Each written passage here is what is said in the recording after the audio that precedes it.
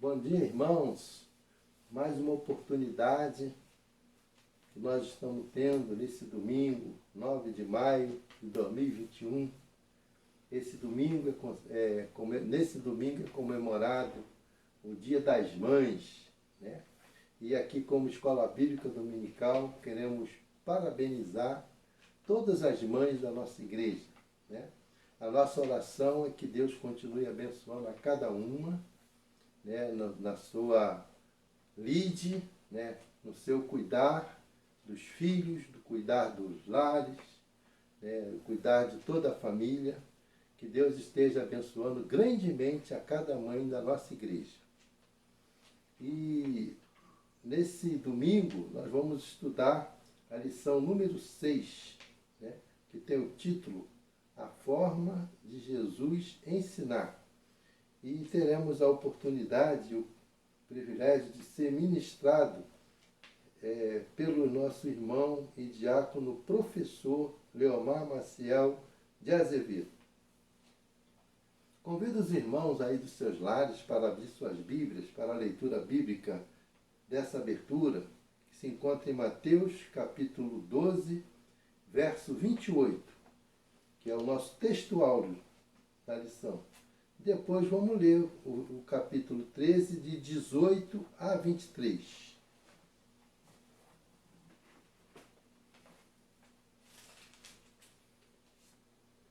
Diz assim o texto bíblico: Mas se é pelo Espírito de Deus que eu expulso os demônios, logo é chegado a vós o reino de Deus. Mateus aqui enfatiza no seu evangelho que esse evangelho é o evangelho do reino de Deus. Capítulo 23, capítulo 13, versos 18 a 23, diz assim: Ouvi, pois, vós a parábola do semeador. Aqui é a explicação da palavra do semeador. A todo que ouve a palavra do reino e não a entende, vem o maligno e arrebata o que lhe foi semeado no coração. Este é o que foi semeado à beira do caminho. E o que foi semeado nos lugares pedregosos, este é o que ouve a palavra e logo a recebe com alegria, mas não tem raiz em si mesmo, antes é de pouca duração, e sobrevindo a angústia e a perseguição por causa da palavra, logo se escandaliza. E o que foi semeado entre os espinhos, este é o que ouve a palavra, mas os cuidados deste mundo e a sedução das riquezas sufocam a palavra, e ela fica infrutífera. Mas o que foi semeado em boa terra, este é o que ouve a palavra e a entende e dá fruto. E um produz 100, outro 60 e o outro 30. No caso aqui, outro 60 e outro 30. Que Deus nos abençoe a sua palavra. Convido os irmãos ainda, nessa abertura, para abrir seus cantores no hino 547, cantor cristão, né? Vamos cantar esse hino cujo título é Semeando e Cegando, né? Vamos observar a letra do hino, associando a lição que vamos estudar. Vamos cantar nessa abertura a primeira e segunda estrofes. Depois desse cântico teremos uma oração intercessória para esse domingo, para esse estudo, que vai ser apresentada a Deus pelo nosso irmão e aluno da IBD, Manuel Rodrigues Eiras.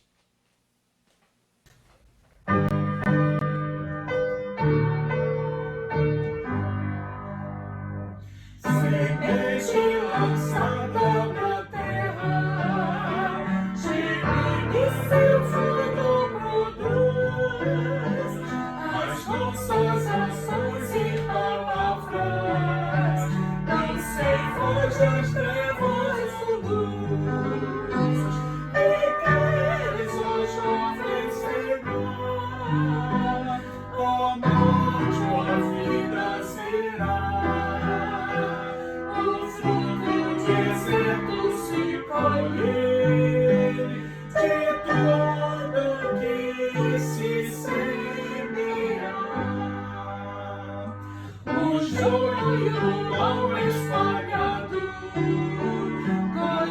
da maldita dará o trigo do bem semeado, colheita de bênçãos será. Em Deus a jovem se casa, da morte a vida será. O fruto de certo se colhe, de tudo que se semear. Jesus, perdoa os meus pecados, em tuas mãos eu me ponho, assim como na minha família, minha esposa, meus filhos, meu genro, a minha nora, também que todas as tuas santas mãos estejam sobre a família do pastor e todos os membros da igreja. Que aqueles que estão doentes, que tu os cures. Senhor, que aqueles que estão com problemas financeiros, com desemprego, acolhe eles, porque sei que se estivermos nas tuas santas mãos, tu nos proteges. Senhor, agora que vamos iniciar a escola dominical, nós aprendemos da tua palavra, que ela realmente nos capacita mais, com termos mais conhecimentos. Mas, acima de tudo, que nós podemos botar em prática as lições que nós aprendemos. Senhor, nós pedimos tudo por amor de Jesus Cristo, em nome dele. Amém. Bom dia, meus irmãos. Estamos aqui reunidos para mais um estudo da lição número 6 da nossa revista, da Escola Dominical. O título desta lição é A Forma de Jesus Ensinar. Ela está baseada nos capítulos 12 e 13 do Evangelho de Mateus, cujo texto áureo é o capítulo 12, verso 28, que diz assim: Mas se eu expulso os demônios pelo Espírito de Deus, e conseguintemente é chegado a vós o reino de Deus. Esse é o nosso texto áureo. Meus irmãos, nós sabemos que Jesus é chamado o mestre por excelência. Ele tinha uma didática que alcançava a todos, cultos e letrados. Eu fico imaginando, não sei se os irmãos já pensaram nisso.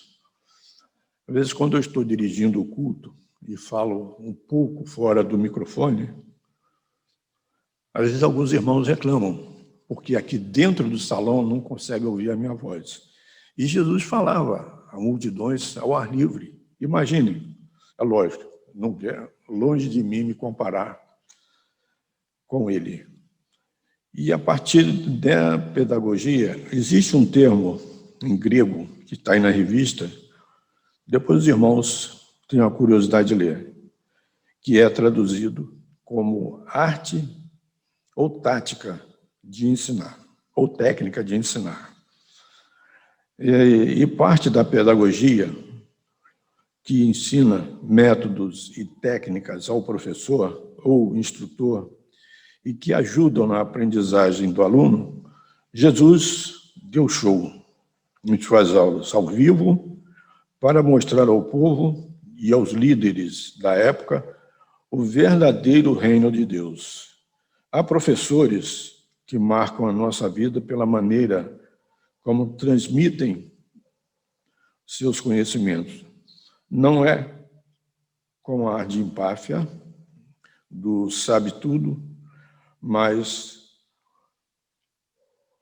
a qualidade do ensino, dos valores, de ensinar valores e conhecimentos que jamais esquecemos. Por outro lado, vemos alguns se autopromovendo com seus conhecimentos. A forma de Jesus ensinar oferece aos alunos caminhos corretos a seguir na vida. Nestes dois caminhos há uma série de ensinos, mas vamos nos deter em alguns apenas.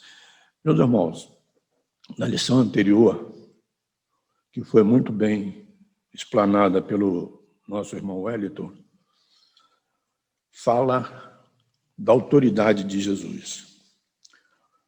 Na missão dos 12, ao nomear os seus discípulos, ele deu a eles o poder de ordenar, de decidir, de atuar, de se fazer obedecer da palavra latina autoritas, que quer dizer fazer crescer. Isso significa, é a origem da palavra autoridade. Então, ele deu-lhes autoridade para expulsar espíritos imundos e curar a enfermidade. Mas antes deles saírem, ele primeiro orientou onde ir, orientou sobre o que falar, orientou sobre a bagagem que eles deveriam carregar, orientou sobre a recepção, se seria bem ou mal recebido, e o que fazer nessa situação. E avisou sobre o relacionamento. Então, Jesus fazia isso com autoridade e transmitiu aos seus discípulos essa autoridade. Então, isso, meus irmãos, é muito importante, porque o melhor método de ensino é o exemplo. E Jesus é um mestre por excelência por isso. É muito fácil eu dizer para o irmão assim, faz isso, faz o que eu faço, aliás, faz o que eu mando e não faz o que eu faço. Então, como eu posso depois cobrar esse ensinamento, esse ensino que nós estamos? No primeiro tópico da lição, ele fala sobre guardar o sábado.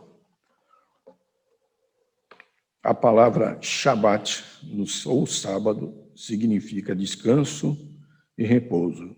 Havia na lei de Moisés 39 ações proibidas no dia de sábado, pois caracterizavam o trabalho.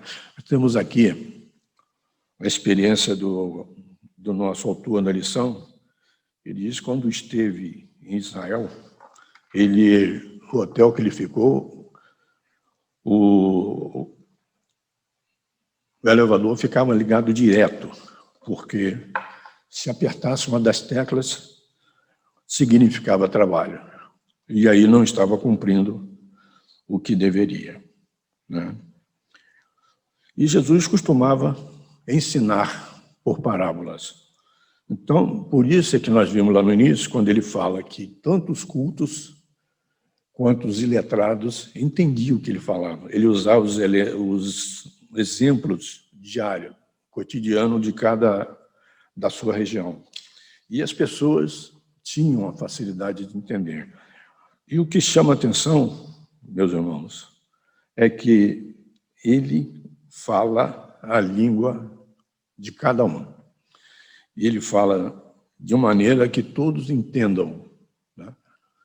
E hoje, quando nós nos dirigimos ao público, devemos fazer da mesma maneira, usar a linguagem de acordo com o nosso auditório, né?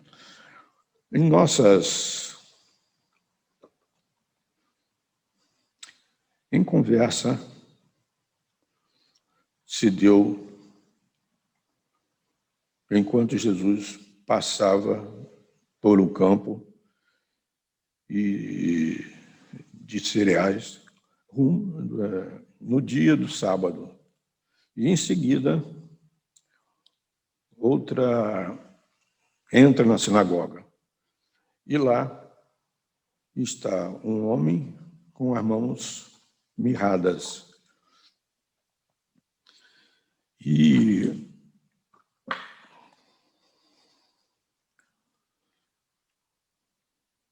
E os líderes o provocam perguntando se podia curar no sábado.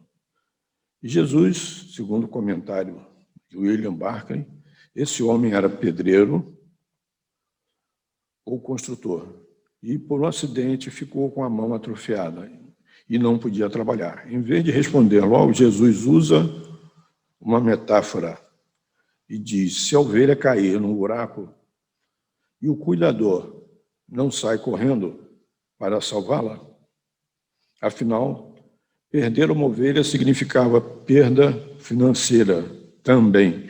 Ora, o que vale mais, um homem ou uma ovelha? Olha para aquele homem e diz: estende a mão. E ele estendeu, e ela ficou curada, e ele pôde voltar ao trabalho.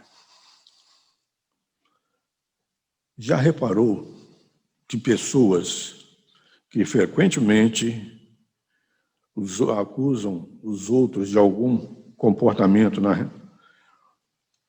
inadequado, na realidade está cometendo o mesmo erro, mas ficam em silêncio, que é uma forma de esconder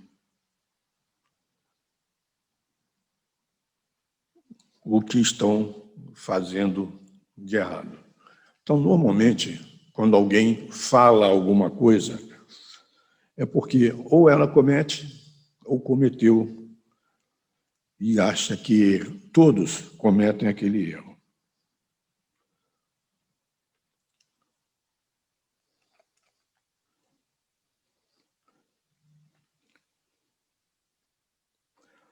Mais na frente, em Mateus 12, de 22 a 32, a acusação dos fariseus.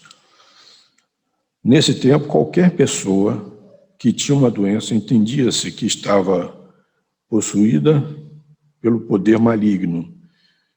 E esse homem era cego, surdo, e foi trazido a Jesus, esperando uma cura.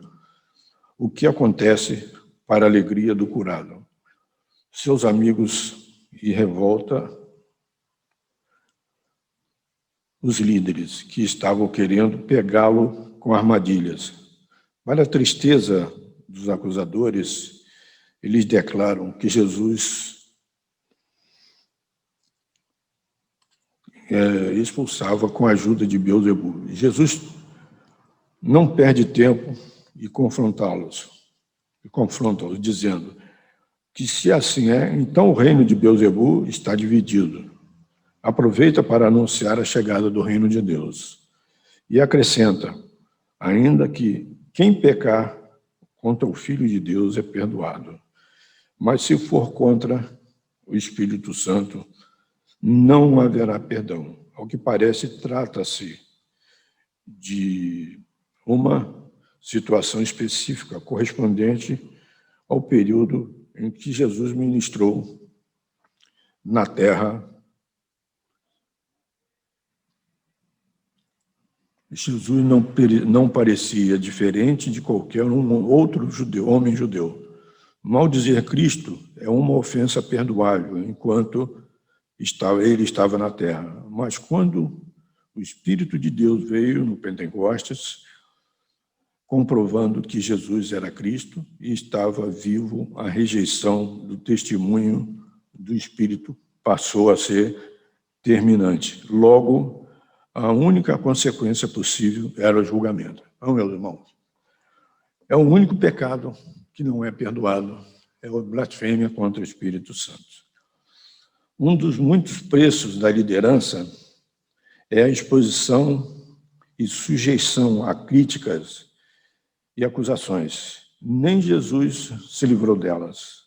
Há líderes que revidam com palavras pesadas e agressões. Mas o exemplo de Jesus nos mostra que não é esse o caminho.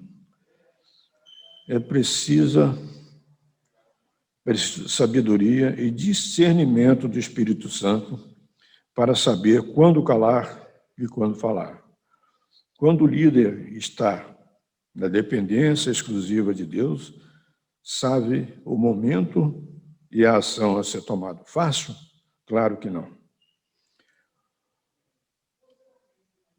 mas Jesus é o nosso exemplo maior. Então, meus irmãos, ele, além de ensinar com seus exemplos, e os irmãos vão ver nesses 2 capítulos, são várias parábolas que contém, e ele consegue ensinar através delas. São, como falei anteriormente, são assuntos cotidianos e que ele usa uma linguagem que todos entendam. Enquanto falava às multidões, alguém chega e lhe diz que sua mãe e seus irmãos querem falar com ele. Ele usa um método das parábolas para facilitar o entendimento. Algumas razões para o caso desse método, o uso desse método, é mais fácil passar uma verdade com algo concreto e conhecido, termos muito filosóficos só para os entendidos, mas a comparação com a vivência do dia a dia facilita a todos. A parábola começa do conhecido, como, por exemplo, a dracma e a moeda perdida. Por usar termos e situações conhecidas, desperta no ouvinte um interesse e ajuda cada pessoa a aprender a verdade por si mesma, pois a analogia se torna fácil. Era a forma de passar a verdade para todo o povo. Então, meus irmãos, volto a dizer, Jesus é o mestre, chamado o mestre por excelência. Por quê? Ele sabia o que as pessoas pensavam a respeito dele e tinha que ser mais atento, conforme ele era, para perceber as situações que se apresentavam para ele, as armadilhas que eram armadas para ele. Imagine lidar com os fariseus, os irmãos, os escribas, que conheciam as leis, e ter que se defender contra eles. Quer dizer, Jesus usava as próprias leis para poder responder. Eu costumava dizer na minha classe que Jesus é aquele advogado que na época não existia, mas que pensa que uma vírgula pode mudar o sentido do que se está falando. E assim era Jesus, quando ouvia algum comentário sobre os fariseus. No 7 parábolas sobre o reino dos céus. É a parábola contidas no capítulo 13, do semeador, do grão de mostarda, do fermento, do joio, do tesouro escondido, da pérola de grande valor e da rede. As 2 primeiras também estão narradas em Marcos e Lucas. A do fermento também narrada em Lucas. As 4 restantes somente em Mateus. No versículo 10, os discípulos ficam incomodados com a tática de Jesus ao falar ao povo por meio de parábolas. Interrogam por que está fazendo isso. E Jesus evoca Isaías, capítulo 6, verso 9 e 10, que foi usado acerca dos contemporâneos. A parábola do semeador, plantação e colheita, eram termos bem conhecidos de seus ouvintes. E Jesus tece uma comparação da semente lançada com vários tipos de solo e os resultados. Conclui que uma boa colheita só acontece quando a semente cai numa terra preparada e fértil. Da mesma forma, muitas pessoas ouvem a palavra de Deus E quem está com o coração sedento por ela vai aceitar e produzir outros frutos. Depois ele fala sobre a parábola do trigo e do joio, onde ele faz uma comparação com falsos cristãos e falsas doutrinas, falso evangelho que compromete as riquezas e sucesso. Precisamos ter sabedoria para separar o certo do falso. E aqui uma alerta sempre. Para isso, precisamos conhecer a palavra de Deus, para que tenhamos as respostas certas no momento mais certo. A parábola do grão, de mostarda e do fermento. Quer dizer, a menor semente se torna uma árvore onde os passarinhos podem cantar. Fermento se coloca apenas uma colher na massa de um bolo.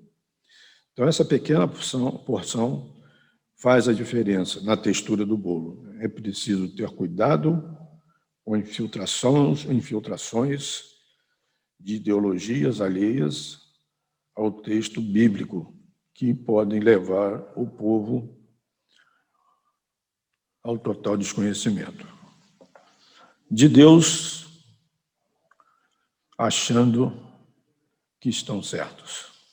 Líderes que usam de métodos de persuasão para convencer o povo de princípios distorcidos da Bíblia, a fim de levar vantagem e ter público que os aplaudam. Não estão bem próximos de nós. São pequenas ações e falas que contaminam e aumentam como fermento.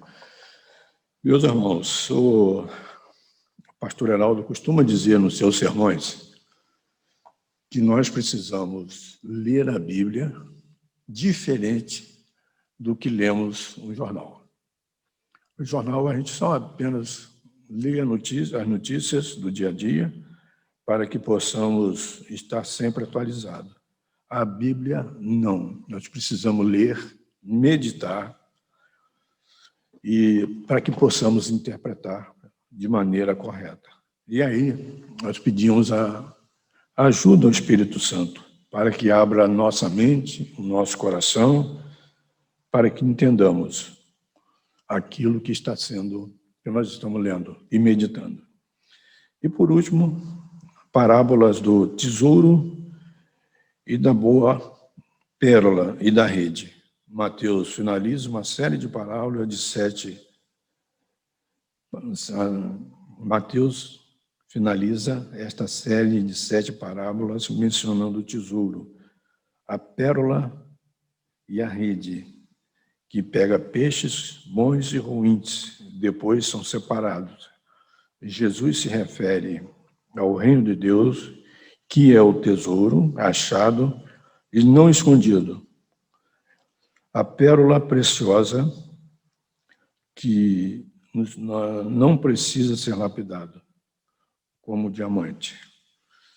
E os bons peixes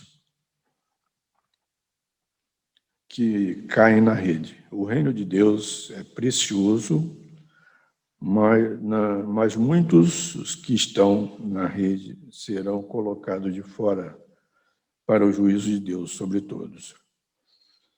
E para concluir, meus irmãos, incrível que com toda essa autoridade e ensino, quando volta a Nazaré, onde passou grande parte da sua vida, Jesus foi rejeitado e não acreditado. Mas, infelizmente, esse comportamento está presente em nossos dias. Imagine os irmãos que Jesus foi criado, né, na cidade de Nazaré, e todos o conheciam como o filho do carpinteiro. E achavam estranhos. Os irmãos que tiveram a oportunidade de ler o texto do manancial, hoje de manhã, vão ter essa surpresa, que Jesus volta à sua terra e não é acreditado. É o lugar que ele não pôde fazer milagre, porque os milagres que ele fazia dependiam da fé de cada um. E as pessoas duvidavam dele por ser filho de Maria e de um carpinteiro. E eles questionavam onde ele adquiriu esse conhecimento e como ele passava como um rabino as informações para os seus conterrâneos. Bom, meus irmãos, espero que tenha ajudado os irmãos nesse estudo, no estudo de hoje. E até a próxima oportunidade. Um bom dia a todos.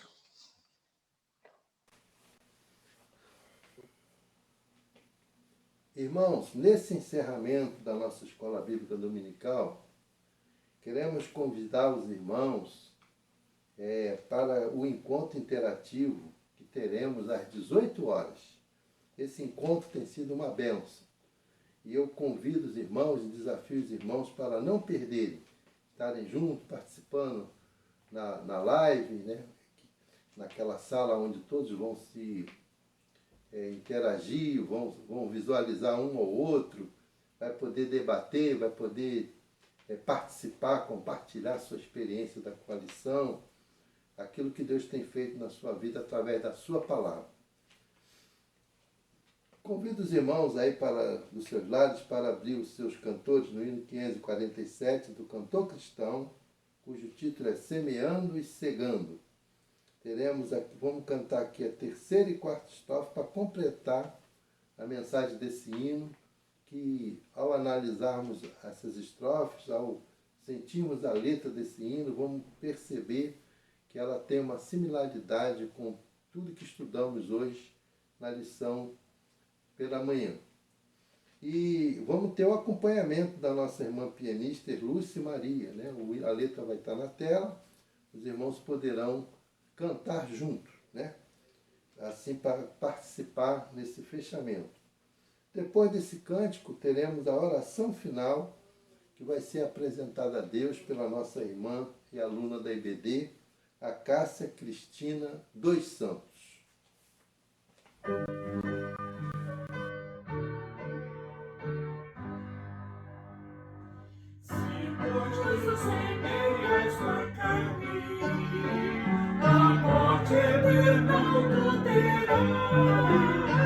Porém, sem espírito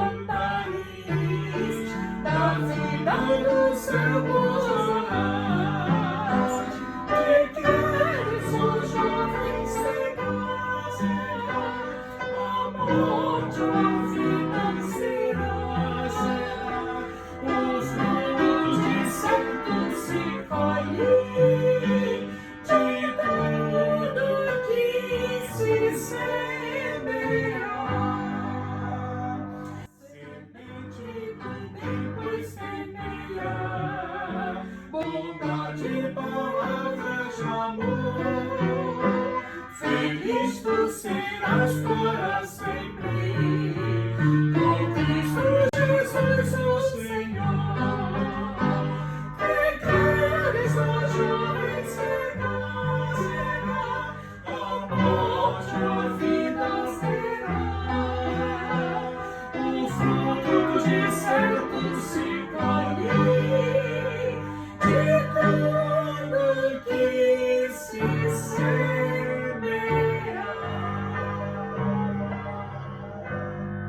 Senhor Deus, muito obrigado, Senhor, por mais esse dia na Tua presença, Senhor, que o Senhor nos concede aqui, Senhor, diante de Ti. Muito obrigado, Senhor, pela presença de cada um aqui, Senhor, por essa aula, Senhor, abençoada, Senhor, que o Senhor tem nos fortalecido, Senhor. Muito obrigado por tudo, nos abençoe, nos dê um excelente dia na Sua presença, Senhor. Que a gente possa ter mais aprendido, Senhor, sobre a Tua palavra, Senhor. Que abençoe cada um, Senhor, aqui presente. Nos abençoe, Senhor.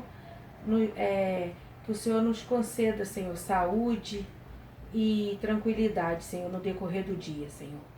Abençoe aqueles também que se encontram enfermos, Senhor, da nossa igreja também, Senhor, do mundo geral. Abençoe cada um, Senhor. Visita o coração de cada um, Senhor, aqueles que também não estiveram aqui conosco, mas que o Senhor possa estar visitando cada um, Senhor. Muito obrigado por tudo, perdoa nossos erros, nossas falhas. Senhor, nos abençoe, Senhor. A cada dia nos dê entendimento para que a gente possa crescer, Senhor, perante a sua palavra, Senhor, que a gente possa fazer o melhor para ti, Jesus. É a oração que eu te faço, em nome de Jesus, amém.